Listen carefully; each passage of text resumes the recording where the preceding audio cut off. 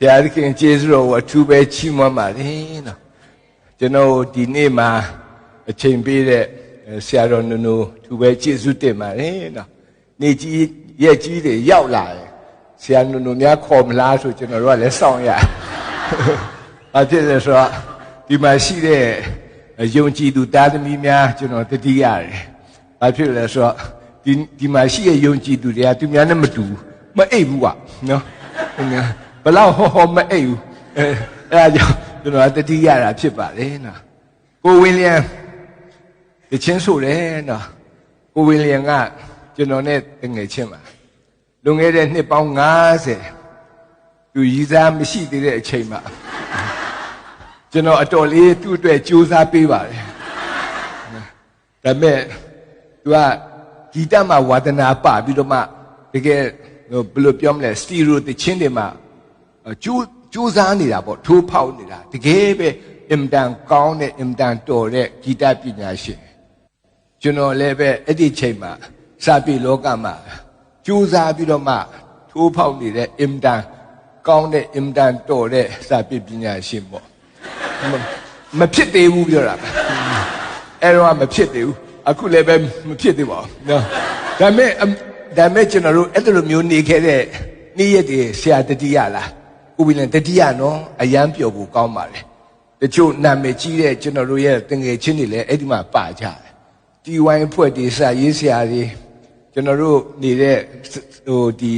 601ပြည်လန်းဆိုတာ Jackson Center ကျွန်တော်တို့ကဒီမှာစတဲချတယ်ဟိုဘက်မှာတော့ပန်းခရမ်းပြအုပ်စုပေါ့ခင်မောင်တိုးတို့ဘာလို့သူတို့ကအဲ့ဘက်မှာကျွန်တော်တို့ဒီဘက်မှာတိတ်ပျော်စရာကောင်းခဲ့တဲ့အချိန်လူငယ်အချိန်ပေါ့အဲ့တော့ကျွန်တော်တို့မိတ်ဆွေတချို့ပေါ့တေးကုန်ပြီတကယ်ပြန်စဉ်းစားကြည့်အဲ့ဒီဝင်းထဲမှာကျွန်တော်တို့နေခဲ့ရဆရာနဲ့ကျွန်တော်2ယောက်ပဲကြံတယ်ကြံတဲ့နော်စွန်ကျဲတို့ဘာလို့မရှိတော့ဘူးနော်ရိုးသားဆိုတော့ကြီးတွေမရှိတော့ဘူးကွာအဲ့တော့အံ့ဩစရာဘုရားသခင်ကကျွန်တော်တို့2ယောက်ကိုထားသေးတယ်ပြီးတော့ဒီနေရာမှာလည်းအတူတကွလာပြီးတော့မှအမှုတော်မြတ်မှာပါဝင်ရတာဟာဘုရားသခင်ရဲ့ script ကအရန်ထူးဆန်းတယ်ဘုရားသခင်ရဲ့ဇာတ်ညွှန်းကြီးကအရန်ထူးဆန်းတယ်ပေါ့နော်ကျွန်တော်ထင်တယ်သူ့အတွက်ကျွန်တော်ကြိုးစားပေးတာမအောင်မြင်လို့သူကျွန်တော်စိတ်နာပြီးထင်လားဒါပေမဲ့သူစိတ်မနာဘူးသူတွေ့တဲ့အခါမှာဝန်းတာအားရကျွန်တော်တို့နှုတ်ဆက်ရတယ်ဒီနေ့တော့နော်ကျွန်တော်ဝင်ရမယ့်အကြောင်းအရာတော့အားလုံးသိပြီးသားပဲဖြစ်နော်အဲ့တော့ဒီနေ့ကျွန်တော်တို့ချစ်တဲ့ဆရာကကျွန်တော်တို့ကိုပေးတယ်ကျမ်းစာတစ်ပိုက်ဒီကျမ်းစာတစ်ပိုက်အကြောင်းကိုကျွန်တော်တို့ဆွေးနွေးဖို့ခွန်အားယူဖို့ဖြစ်တာကျွန်တော်တော့မဆွေးနွေးတတ်ပါဘူးခွန်အားယူဖို့ပဲကျွန်တော်နှိုးဆော်ချင်တာဖြစ်ပါတယ်အဲ့တော့ရှင်ပေတရုဩဝါဒစာနော်ပထမဆောင်အခန်းကြီးက9အခန်းငယ်9တင်တို့ကိုတတိနေ့ကြည်ရှုတော်မူသောကြောင့်တဲ့တင်တို့၌စိုးရင်ခြင်းရှိသည်များကိုတော်၌အနှံကြလို့ဟာကောင်းလိုက်တာနော်ကောင်းလိုက်တာနော်တင်တို့၌စိုးရင်ခြင်းရှိသည်များအင်္ဂလိပ်လိုပြောတဲ့အခါ anxiety လို့ပြောတာနော်တကယ်စိုးရင်တော့ကတယ်ပေါ့ဒီကျမ်းစာကိုအင်္ဂလိပ်လိုဖတ်ရင်6လုံးပဲရှိတယ်နော်အဲ့ဒီ6လုံးကတော်တော်လေးကိုအရာရောက်တယ်ပေါ့ပြောမယ်ဆိုရင် when I am afraid no I trust in you လို့ပြောတယ်တူလေးပဲမှတ်ရတာလည်းလွယ်တယ်ရွှေကျမ်းချက်လို့ပဲအင်တန်အဖိုးတန်တဲ့ကျမ်းစာဒီနေ့ကျွန်တော်ဒီကိုလာတဲ့အခါမှာကျွန်တော်ပြင်ဆင်ထားတဲ့အရာကြောက်စရာကောင်းတဲ့အကြောင်းတွေပြောမလို့တိလားကြောက်စရာကောင်းတာကိုဝင်ရင်တိလားကြောက်စရာကောင်းတာလေသူမသိဘူးလားမသိဘူးနော်ကျွန်တော်တော့သိတယ်တကယ်တော့ကျွန်တော်တို့ကနေခင်းဖြစ်လို့ညမှာပြောရင်ကြောက်စရာကောင်းတယ်ကြောက်စရာကောင်းတဲ့အကြောင်းတွေလောကမှာအများကြီးရှိတယ်ကျွန်တော်စာအုပ်တအုပ်ဖတ်ရတယ် six fear တဲ့လောကမှာကြောက်စရာကောင်းတဲ့အရာ6မျိုးရှိတယ်လူတိုင်းကြုံတွေ့ရတယ်အဲ့တော့မကြောက်ဘူးလို့မပြောနဲ့အဲ့ဒါကိုသွားတွေးရင်ကြောက်တာပဲတဲ့ကျွန်တော်တို့ကိုယ့်ကိုအရန်တတ်တိရှိတယ်လို့အောင်းမိတယ်မဟုတ်ဘူးလောကမှာကြောက်စရာတွေအများကြီးရှိတယ်အဲ့တော့ကျွန်တော်လူတယောက်အကြောင်းပြောပြချင်ဒီလူကထိုင်းနိုင်ငံမှာအလုပ်သွားလုပ်တာထိုင်းနိုင်ငံမှာသွားတဲ့အခါမှာ तू ကဘာလို့လုပ်ရလဲဆိုတော့အားလုံးသိတဲ့အတိုင်းဒီကသွားရဲဆိုတော့ဒီ3မျိုးလို့ပြောတယ်ပထမတစ်မျိုးကတော့ dirty work dirty job ပေါ့နော်အရန်ပေကြံတဲ့အလုပ်ပေါ့နော်လွယ်လွယ်ပြောတော့ချီကျုံရတဲ့အလုပ်ပေါ့နော်ဆိုတော့ဒီ dirty work အဲ့လုပ်ရတာ ဟာလုပ်ရတယ်ဘာဖြစ်ဆိုတခြားမလုပ်တတ်ဘူးလေဒုတိယတစ်ခုကတော့ဘာလဲဆိုရင် difficult job တဲ့အရန်ခက်ခဲတဲ့အလုပ်သူများလုပ်တာခက်ခဲမလုပ်ချင်ဘူးထိုင်းနိုင်ငံသားမလုပ်ချင်ဘူးတို့ကသွားလုပ်ရတယ်နော်တတိယတစ်မျိုးတော့ dangerous ဖြစ်နေတယ်အရန်အန္တရာယ်များတဲ့အလုပ်တဲ့အဲ့ဒီအလုပ်ကိုလုပ်ရတယ်အဲ့တော့ဗမာပြည်ရွာသားတယောက်ကအဲ့ဒီ dangerous job ကိုသွားလုပ်ရသူအမြင့်ကြီးမှတက်ပြီးတော့မှတာဝါတိုင်းထောင်ရအဲ့ခါကျတော့ကြောက်စရာသိကောင်းတာပဲသူတက်ရတယ်ဆင်းရတယ်အန္တရာယ်ရှိတယ်ကြောက်စရာကောင်းတယ်သူ့ကိုပြောတယ်မင်းကွာတကယ်တတိရှိရနော်ဘယ်လောက်ဟာကြီးကမင်းမကြောက်လားဟာကြောက်တာဗောမကြောက်ရင်တန်းနဲ့မင်းတက်နိုင်ဆင်းနိုင်နော်သူကဟုတ်တယ်တက်နိုင်ဆင်းနိုင်တယ်ဘာဖြစ်လို့လဲဆိုသူ့အိတ်ထဲမှာသူ့ကိုမကြောက်အောင်လှုပ်ထားတဲ့ဓာတ်ပုံတစ်ပုံရှိတယ်တဲ့ဟုတ်လားဘလို့ဓာတ်ပုံလဲဖျားဓာတ်ပုံလားဘဒုဓာတ်ပုံလဲထုတ်လိုက်တဲ့အခါမှာသူ့မိမဓာတ်ပုံဖြစ်ဟာဘာဖြစ်လို့ဒီမိမဓာတ်ပုံကြီးကမင်းကိုအားပေးလဲငါဒီဓာတ်ပုံကြည့်လိုက်တဲ့အခါမှာတဲ့ဒီအလုပ်ကကြောက်စရာမကောင်းဓာတ်ထက်ကြောက်စရာကောင်းတာအဲ့တော့ကြောက်စရာကောင်းတယ်နော်အဲ့တော့ကြောက်စရာကောင်းတဲ့ဥစ္စာကြီးကိုမြင်တဲ့အခါကျတော့ဟိုကမကြောက်တော့လုပ်တယ်ဒါကတော့လူဆိုတော့ဒီလိုခွန်အားယူတာပေါ့ဒီဓာတ်ပုံခွန်အားယူကိုနော်ကျွန်တော်တို့ကိုဒေးဗစ်ကြီးဘလို့နေလဲကြောက်လားမကြောက်ပါဘူးနော်အဲ့တော့ဒီဒေးဗစ်မဟုတ်ဘူးကျမ်းစာထဲကဒေးဗစ်ကျမ်းစာထဲကဒေးဗစ်လည်းကြောက်တယ်ကျွန်တော်တို့ထင်တာဟာဂိုလိယကြီးတောင်နိုင်တာပဲဒီကောင်နော်ဟိုကနိုင်တယ်တရားနိုင်ဒါပေမဲ့သူလည်းကြောက်တဲ့အချိန်ရှိတယ်နော်ကျွန်တော်တို့ဆန်လာ56ဖတ်တဲ့အခါမှာတော်တော်လေးကိုသူကြောက်တာကိုကျွန်တော်တို့တွေ့ရနော်အဲ့တော့အဲ့ဒီခေါင်းစဉ်ကဘာလဲဆိုရင်ဒါဝိဒ်တည်တဲ့ဂါသမြို့မှာဖိလိတိလူတို့လက်တို့ရောက်တော့အခါဆက်ဆိုတော့ဆန်လာတယ်ကြောက်တာကိုဆရာအဲ့ဒီမှာဘလို့ရေးထားလဲအိုးဖျားသခင်ကျွန်ုပ်ကိုတနာတော်မူပါလူတို့ဒီကြိုက်စားအံ့တော့ငါဒေါသနဲ့နေ့တိုင်းတိုက်၍ကျွန်ုပ်ကိုနှိပ်စက်ပါ၏ဒါအခန်း1ပဲရှိတယ်ဆက်ဖတ်သူဘလောက်ကြောက်တယ်လဲဆိုတာရေးထားတာဒါပေမဲ့အဲ့ဒီကြောက်တဲ့အခါမှာ तू ကဘာပြောလဲဆိုရင် तू ကြောက်တဲ့အခါ when I am afraid နော် I will trust in you तू ကကြတော့ဟိုဓာတ်ပုံကြီးမကြည့်ဘဲနဲ့ဘသူစီကိုသွားလဲဖျားစီကိုသွားတာဖျားကိုခိုးလုံတာ तू ကလူပါ तू ကလူလေနော်ဒါဝိဒ်ကနော်အဲ့တော့ तू ကအဲ့ဒီကိုသွားပြီးတော့မှချင်းကတ်တဲ့အခါမှာ तू အသက်တာကကြောက်ချင်းကနေကင်းလို့ရတယ်အဲ့တော့ဒီနေ့ကြောက်တယ်လို့ပြောတဲ့အခါမှာတနည်းအားဖြင့်ကျွန်တော်တို့စိုးရိမ်လို့ကြောက်တာစိုးရိမ်လို့ကြောက်တာဖြစ်တယ်အဲ့တော့ကျွန်တော်ဖတ်ရတဲ့စာအုပ်ကလေးတအုပ်နာမည်က Six Fear တဲ့နော်ကြောက်တာ6မျိုးရှိတယ်အဲ့ဒီ6မျိုးနဲ့တိုးရင်လူတိုင်းကြောက်တယ်ဘာဖြစ်လို့လဲနံပါတ်1တစ်ခုကလူတွေဟာဆင်းရဲမှကိုကြောက်တယ်တဲ့ဟာဟုတ်လားဆင်းရဲမှကြောက်တာပေါ့ဆင်းရဲခဲ့လို့ရှိရင်သမင်းစားစရာမရှိဘူးဆင်းရဲမခဲ့လို့ရှိရင်နေစရာမရှိဘူးဆင်းရဲတဲ့အခါလူရမဝင်ဘူးဟာဆိုးလိုက်တဲ့ဥစ္စာအဲ့တော့လူဘယ်သူမှမဆင်းရဲချင်ဘူးနေရင်ထိုင်နေကျွန်တော်တို့ဆင်းရဲမှစိုးရိမ်လို့ဘာလုပ်တယ်လဲဆိုလို့ရှိရင်မိဘတွေကစားတင်နေလို့စားမတင်ဆင်းရဲမယ်ဆင်းရဲမှကြောက်တာမိဘတွေလည်းစိုးရိမ်တယ်ကျွန်တော်တို့လည်းစိုးရိမ်တယ်ဒါပေမဲ့အဲ့ဒီfear not poverty ဆိုတာတကယ်တော့ကျွန်တော်တို့ကြုံတွေ့ရတဲ့အရာပဲဒီနေ့အိုးမြစ်ကြီးသားမှာသူများတွေဆန်တပြီကို1000ခွဲ2000ပေးစားရတယ်ဒီလူတွေစိုးရိမ်နေပြီရှိတဲ့ပစ္စံဆံဝယ်လို့ကိုရင်တော့ဘာနဲ့စားမလဲအရာခက်ခဲစိုးရိမ်တာပဲဆင်းရဲမှကြောက်တယ်တဲ့အဲ့တော့ဆင်းရဲမှကြောက်တဲ့အခါမှာကျတော့ကျွန်တော်တို့ကတော့မဆင်းရဲအောင်ဘယ်လိုလုပ်မလဲကျမ်းစာကတော့သူကမဆင်းရဲအောင်ဘာလုပ်ရမလဲဆိုဘုရားသခင်ကိုခိုးလုံဖို့ပြောတာအဲ့တော့ဘုရားသခင်ကိုခိုးလုံရင်မဆင်းရဲဘူးလားဟုတ်တယ်ဘုရားသခင်ကိုခိုးလုံရင်မဆင်းရဲဘူးတချို့ကျွန်တော်တို့ line ပေါ်မှာအပြင်မှာလည်းကျွန်တော်တို့တွေ့မှာဓမ္မဆရာတချို့တော့ဒီ prosperity နဲ့ဆိုင်တဲ့ဟာတွေသူကဟောပြောတယ်နော်ကျမ်းမာတဲ့တရားချမ်းသာတဲ့တရားဟောတယ်ကျွန်တော်တို့နားထောင်တယ်ကျွန်တော်တို့ခံယူတယ်ဘာဖြစ်လဲကျွန်တော်တို့ဆင်းရဲမှကြောက်တယ်လေတချို့ကတော့အမျိုးမျိုးပြောဒါပေမဲ့သူပြောတာလည်းနှုတ်ကပတ်တော်ပဲကျွန်တော်တို့အပြစ်မပြောပါဘူးဘာဖြစ်လဲဆိုတော့ကျွန်တော်တို့ဆင်းရဲမှကြောက်တယ်ဒီတရားဝင်နာတဲ့ခါကျွန်တော်တို့တိဆောက်เสียဖြစ်တာဟုတ်အဲ့တော့လူတွေကနံပါတ်1ဆင်းရဲမှကိုကြောက်တယ်ဒုတိယတစ်ခုကတော့ဘာကိုကြောက်လဲဆိုတော့အိုလာမှကိုကြောက်တာတဲ့အိုလာမှကြောက်တယ်ကျွန်တော် main ကလေးတယောက်တွေ့ဘူးတဲ့ဒီအတင်းတော်လဲသူမကြလာတယ်ဟိုးနော်ဟိုခဝဲချံမှာနေတဲ့ main ကလေးအင်မတန်ရုပ်ချိုးလို့ကွာမျက်ခုံးတစ်ခုကတခါတည်း ဆွဲထားတယ်လို့ပဲကျွန်တော်ကြည့်တယ်ဒီမျက်ခုံးတစ်ခုကတစ်ဖက်10သေးတော့တာဘာဖြစ်လို့လဲဆိုတော့အခုမျက်ခုံးမရှိတဲ့သူကဆေးသွားထိုးရင်10သိန်းမကဘူးပြရတယ်နော်တက်တူးထိုးတာလေဒါတော့မှသူဟာလောက်မလှဘူးတူတူလှပဲဒီကလေးမလေးမျက်ခုံးကကျန်တာမပြောဘူးမျက်ခုံးပဲပြောသေးတာဆိုတော့သူကလှနေတော့လှနေတယ်မြတ်အရန်လှတယ်တော့ဆိုနောက်တနေ့သူကရှိုးထုတ်လာတာပေါ့ဘာဖြစ်လို့လဲဆိုတော့သူလည်းမလှပါဘူးကြောက်တယ်လေအဲ့တော့တဖြည်းဖြည်းနဲ့ကျွန်တော်တို့အသက်တာမှာလှတဲ့အရာတွေကတဖြည်းဖြည်း6တွေ့လာကြောက်စရာကောင်းတယ်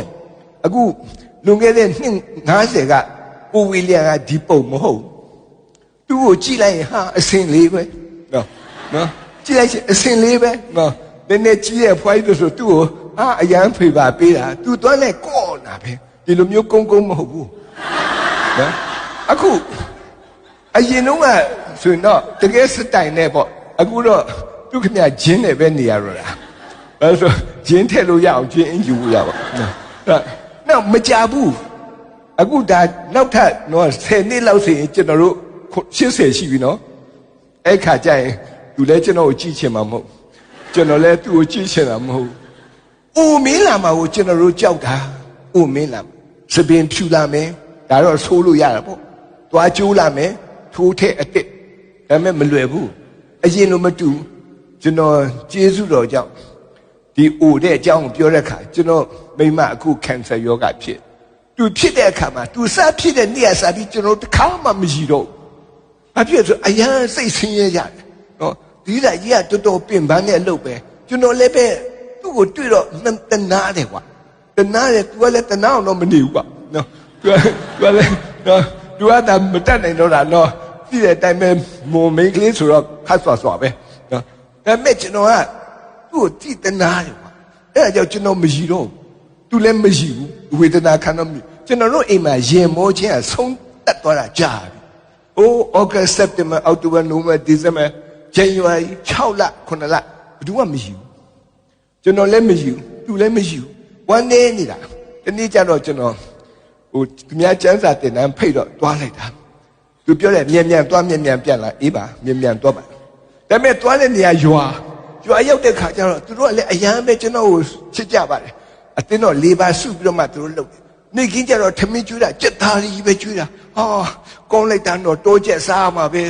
စိတ်ကူးတာတရားပြောတယ်ဆရာအဲ့ဒါမစားနဲ့ဘာဖြစ်လို့လဲခင်ဗျားအတွက် special ကြက်သားချက်ထားတယ်ဘာဖြစ်လို့လဲခင်ဗျားကို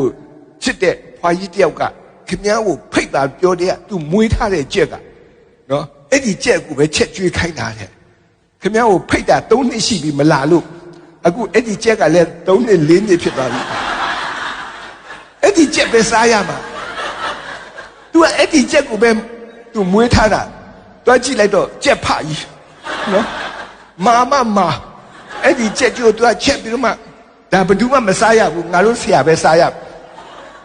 သူချစ်တာတော့ကောင်းပါလေနော်ဒါပေမဲ့စလဲကြိုက်လိုက်ရောအချင်းနေမကောင်းနှစ်ခါ3ခါလောက်ကြိုက်လိုက်တော့အရှိရသွားကျိုးသွားအသက်90သွားဆိုတော့မခိုင်တော့အဲ့ဒီအသက်4နှစ်5နှစ်6နှစ်လောက်ရှိရဲ့ကြက်ကြီးနဲ့သွားတိုးတော့ကျိုးလဲကျိုးဒုက္ခညနေပိုင်းကျတော့မတင်တော့ဘူးတချင်းပဲထုတ်ခိုင်းကြတာဘာဖြစ်လဲပါးစားဟလို့မရ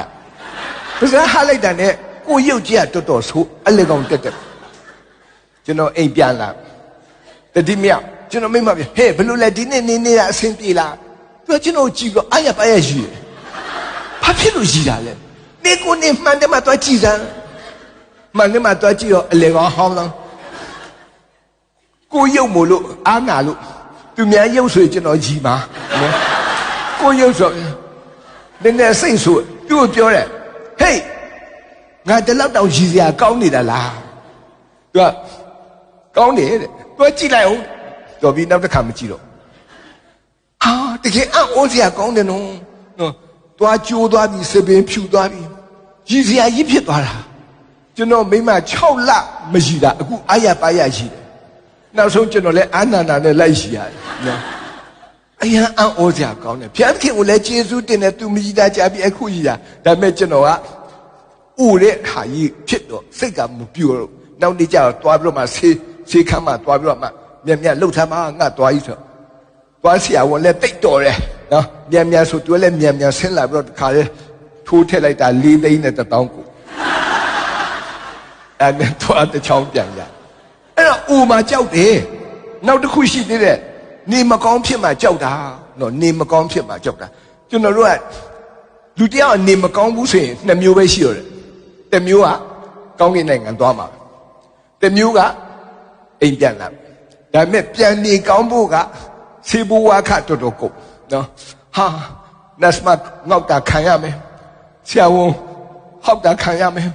အမျိုးမျိုးစိတ်ဆင်းရဲကိုဆင်းရဲခံရမှာပဲနော်ဘာဖြစ်လဲကိုနေကောင်းချင်တာအဲ့တော့တချို့ကနေမကောင်းမဖြစ်ချင်ဘူးအမလီဆရာတယောက်ပြောတယ်နော်ဓမ္မတချင်းကြီးတယ်ဟိုတလောတော့ဓမ္မဒီအတင်းတော်မှာအဲ့တချင်းဆိုကြသေးတယ်ဆရာဒီတန်ထူးတဲ့ဗေဒာလေးဆိုတဲ့တချင်းလေဒီမှာဆိုတာကျွန်တော် line ပေါ်မှာတွေ့အဲ့ဒီဆရာဒီမကောင်းဖြစ်တယ်တော့ငါမကြိုက်ဘူးကွာငါကတော့ဖြစ်တန်းတည်တာပဲကောင်းတယ်သူပြောတဲ့အတိုင်းပဲအိယာထားမနဲ့မိုးလင်းသူပက်လက်လန်တည်သွားဘယ်သူမှဘာမှမမှားလိုက်ရအောင်သစ္စာအများကြီးရှိလဲဆေးတလုံးတော့မမြူလိုက်ရအောင်လူတွေကဘာဖြစ်လဲနေမကောင်းဖြစ်မှာကိုကြောက်တယ်မကြမ်းပါဘူးတဲ့နော်အဲ့ဒါကိုကြောက်နောက်တစ်ခုကတော့ဘာလဲဆိုတော့ချစ်သူမရှိမှကြောက်တာခုနကတော့ကျွန်တော်တို့ဆရာကြီးအသက်60မှအိမ်အောင်ကြပဲအော်ဒီမှာနော်ဆရာကြီးကအသက်60မှအိမ်အောင်ကြတယ်အဲ့ဒီ60မတိုင်ခင်ဘယ်လောက်တောင်စိတ်ပူလဲဖျားသခင်ကျွန်တော်မိမရပါတော့မလားစိတ်ပူတာဗောရပြန်တော့လဲဆရာဖျားသခင်နော်ကျွန်တော်တို့ဘယ်လောက်ကြာဒီနေ့ကျွန်တော်တို့နော်ချစ်သူတွေပြစ်မှာကိုကြောက်တာကိုရှိတယ်တဲ့နော်နောက်တစ်ခုကတော့ဘာလဲဆိုသူများဝေဖန်မှာကြောက်တာကျွန်တော်တို့ကရင်ပြည်နယ်သွားတော့ဆရာတယောက်ကကလေး10ယောက်စီကလေးက10ယောက်ရှိတော့သူများရသူ့ကိုတွေ့ဟာဆရာခင်ဗျားကလေးကများလိုက်လားခင်ဗျားအမှုတော်ဆောင်နော်ကျမ်းစာတော့မသိဘူးနော်တရားလည်းကောင်းကောင်းမဟုတ်ဘူးဒါပဲလုပ်နေလားမသိဘူးနော်ကလေးကများလိုက်တာပြောသူကကြာတော့ရှက်လာနော်စီဝေးတွေပဲတွိုင်းအနောက်မှာပဲနေတယ်အရှိမမတော့အဖြစ်ဆိုသူများကဲ့ရတာစိုးရိမ်လာကြောက်တာဆရာတယောက်ကျတော့လက်ကလေးကတယောက်မှမရှိပြန်ဟေးဆရာခင်ဗျားမိမကအမြုံကြီးတာပြောပြန်ရောနော်ခင်ဗျားကဘယ်လိုလဲမစွမ်းဘူးလားဘာပေးရမလဲအမျိုးမျိုးပြောတဲ့ခါစိတ်ကညစ်တာနော်ဓမ္မဆရာပြင်မလဲသူကဝေဖန်တာကိုခံရတာကြောက်တယ်နောက်ဆုံးတစ်ခုကတော့တေးသွားမှကြောက်တာအဲ့တော့တချို့လူတွေကတေးမှတေးကြောက်ဒါကကျွန်တော်တို့ကြောက်ရတဲ့အကြောင်းအရာကြောက်စရာကောင်းတဲ့အရာ6မျိုးကျွန်တော်မိတ်ဆွေတယောက်ရှိတယ်သူကဘာပြောဆိုဒုက္ခပဲတဲ့ဆရာကျွန်တော်မတေးချင်ဘူးတဲ့မြို့ဘယ်သူကတေးခံလို့လဲမဟုတ်ဘူးတဲ့ကျွန်တော်တေးသွားရင်ဒုက္ခဟုတ်တယ်တေးသွားရင်ဒုက္ခဘာဖြစ်လို့လဲကျွန်တော်အမွေတွေဘယ်သူ့ကိုပေးခဲ့ရမှမသိဘူးတဲ့အော်သူစိတ်ပူတာကောင်းကင်နိုင်ငံမဝင်ရမှာမဟုတ်ဘူးသူစိတ်ပူတာသူ့အိမ်အစုပ်ကလေးကိုသူများယူမှာစိုးလို့တဲ့ကဲကြည့်ပါဦးအဲ့တော့အမျိုးမျိုးသောအရာတွေကိုကျွန်တော်တို့ကြောက်တယ်ဒီနေ့ကျွန်တော်တို့ကြောက်တယ်ကဲဟုတ်ပြီဒီနေ့ကျွန်တော်တို့ဘာဖြစ်လို့ကြောက်ရတာလဲဘာဖြစ်လို့ကျွန်တော်တို့ကြောက်ရတာလဲကြပြလေးတစ်ပုဒ်ရှိတယ် Elizabeth နော်ချစ်နေဆိုတဲ့ main ကလေးတယောက်ကရေးထားတာ Elizabeth ချစ်နေဆိုတဲ့ main ကလေးတယောက်ကသူရေးထားတဲ့ကြပြလေးကတူတူလေးပဲနှစ်ပိုက်ပဲပါတယ်အဲ့ဒီကြပြနှစ်ပိုက်မှာသူကဘာရေးထားလဲဆိုဘာခေါ်လဲစပယ်ရိုဘာခေါ်ဒီလဲအေးစကလေးတစ်ကောင်နဲ့ဟို Robin ငှက်နှစ်ကောင်စကားပြောတယ်နော်အဲ့တော့ Robin ငှက်ဆိုတာငှက်ဝါလေးပေါ့အဲ့ဒီငှက်ကလေးကပြောတယ်တဲ့နော်သူတို့နှစ်ကောင်စကားပြောတဲ့အခါမှာစာကလေးကဘာပြောလဲဆိုတော့တငယ်ချင်းရေးတဲ့ငါအရန်သိရှင်တဲ့အရာတစ်ခုရှိတယ်ဘာလဲဆိုရင်လူတွေဟာပြာရာခတ်ပြီးတော့မှနော်စိတ်ပူနေကြတယ်တဲ့နော်ဟိုပြေးဒီပြေးနဲ့နော်အလုတ်သိပ်များနေကြတယ်ဘာဖြစ်လို့မှန်းလဲငါအသိရှင်နေနောက်တစ်ခါသူ့ရဲ့တငယ်ချင်းကပြန်ပြောတယ်ရောဘင်ကတငယ်ချင်းငါလည်းမသိဘူးတဲ့ဒါပေမဲ့ငါထင်တာတော့သူတို့မှာကောင်းကင်ဖတ်ခင်မရှိဘူးနဲ့တူတယ်ငါတို့ကိုဂယုစိုက်တဲ့လူတွေငါတို့ကိုတော့ပြုစုတဲ့အဖတ်ဖျားခင်ရှိပေမဲ့သူတို့မှမရှိဘူးနဲ့တူတယ်ကြပြလေးကရိုးရိုးလေးပဲဒါပေမဲ့အဲ့ဒီကြပြလေးကကဘာကျော်တဲ့ကြပြလေးပဲဘာဖြစ်လို့လဲဆိုတော့ငှက်ကလေးနဲ့ကောင်ကစကားပြောတာလူတွေကိုကြည့်ပြီးလူတွေအတင်းတုံနေတာပေါ့ဒါပေမဲ့အဲ့ဒီလူတွေဘာဖြစ်လို့ဒီလိုပြာရာခတ်တယ်ငါတို့လိုအေးစစ်စစ်မနေနိုင်ဘူးဘာဖြစ်လဲသူတို့မှာကောင်းကင်ဖတ်ခင်မရှိဘူးနဲ့တူတယ်အဲ့တော့ဒီနေရာမှာကျွန်တော်တို့သင်ရန်စာကျွန်တော်တို့ကငှက်ကလေးတွေထက်တောင်မှပို့ပြီးတော့မှနော်တန်ဖိုးကြီးတော့လည်းပဲဝိညာဉ်ရမှာအာနေတယ်ဆိုတဲ့အကြောင်းလေးပဲဖြစ်တယ်နော်အဲ့တော့ said the robin to sparrow that I should really like to know why these anxious human beings that rush about and worry so. Said the sparrow to the robin, friend, I think that it must be that they have no heavenly father such as care for you and me. အဲ့တော့ဒီကဗျာလေးကအင်မတန်မှကျွန်တော်တို့သင်ရန်စာပေးတဲ့အရာဖြစ်ပါလေနော်အဲ့တော့ဒီနေ့တော့ဒီကဗျာလေးရဲ့အဖြေကိုနော်ကျွန်တော်တို့ဒီအတင်းတော်မှာကြားရတာဖြစ်ပါလေနော်ဒီနေ့ကျွန်တော်တို့ဆရာတော်ကကျွန်တော်တို့ပေးထားတဲ့ခေါင်းစဉ်ပေးထားတဲ့ကျမ်းစာကတော့ဒီကဗျာလေးရဲ့အဖြေပဲဖြစ်ပါလေနော်အဲ့တော့ဒီနေ့ဆက်ပြီးတော့မှကျွန်တော်တို့ဖော်ပြချင်တဲ့အရာကကျွန်တော်တို့ခုတင်တို့ကိုတတိနေ့ကြည့်ရှုတော်မူသောကြောင့်တင်တို့စိုးရင်ချင်းရှိသည်မြတ်ကိုတော်၌အနှံ့လုံးခုနပြောတာတော့စိုးရင်ချင်းအားလုံးကိုပြောတာဖြစ်ပါအခုအဲ့ဒီစိုးရင်ချင်းတွေကိုကြုံလာတဲ့အခါမှာကျွန်တော်တို့ဘယ်လိုလုပ်လဲနံပါတ်1ဘုရားသခင်ရဲ့တကူတော်မှာခိုလုံပါတဲ့ဘုရားသခင်ရဲ့တကူတော်ပါဝါလို့ခေါ်တယ်အဲ့ဒီပါဝါမှာကျွန်တော်တို့ခိုလုံဖို့ရန်ဖြစ်ပါလေကျွန်တော်တို့အသက်တာခီးမှာဒီလိုကြောက်စရာကောင်းတဲ့အရာကိုကြုံတွေ့တဲ့အခါမှာဘုရားသခင်ရဲ့တကူတော်အောက်မေ့ပါနော်ဒီဆာလံကျမ်း93အငယ်4မှာရေများဟုံးတန်တဲ့တကွသမုတ်တရားလှိုင်းတဘိုးသည်အာကြီးသည်ထက်ထာဝရဘုရားသည်မြင့်သောအရာ၌တာ၍တကူကြီးတော်မူ၏တဲ့နော်ဒုတိယကမ္ဘာစစ်အကြောင်းပြောချင်အဲ့ဒီမှာဘာတွေ့ရလဲဆိုတော့စစ်တိုက်တဲ့အခါမှာဒီအင်္ဂလန်ပြည်ကလူတွေကစစ်မနိုင်တော့နောက်ဆုံးကြတော့သူတို့ကဒီအင်္ဂလန်ရေလက်ကြားကိုဖျက်ပြီးတော့မှဒီတန်ကတ်လို့ခေါ်ရပေါ့နော်အဲ့ဒီနေရာကိုသွားတိုက်ရမယ်သွားတိုက်ပြီးတော့မှအဲ့ဒီကနိုင်မတာလေနော်မန်ဒီကမ်းခြေကိုတိုက်ပြီးအဲ့ဒီနေရာကိုနိုင်မတာလေသူတို့ကစစ်နိုင်မှာ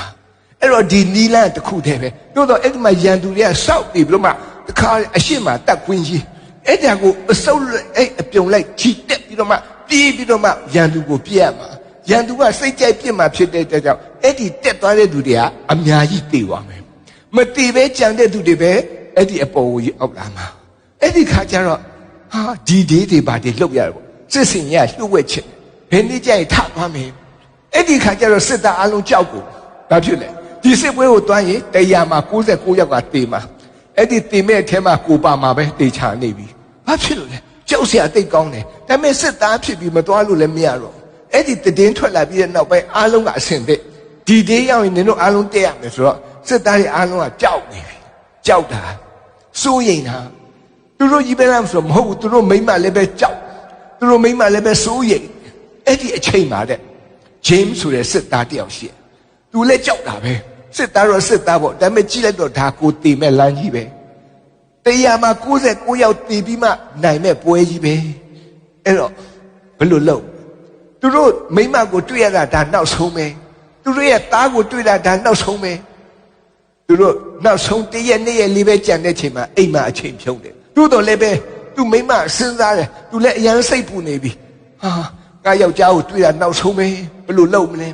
နောက်ဆုံးသူတတိယဖះเจ้าသွားပြီးဆုတောင်းမယ်သူဖះเจ้าကိုပြေးတယ်သူတို့ရွာလေးမှာရှိတဲ့ဖះเจ้าဖះเจ้าလေးယောက်အမလီအော်ရတယ်ဘာဖြစ်လဲဖះเจ้าတစ်ကြောင်လုံးစစ်သားမိမနဲ့ပြေးနေပြီသူနေရာမရှိတော့ तू ကစဉ်းစားတာနောက်မှ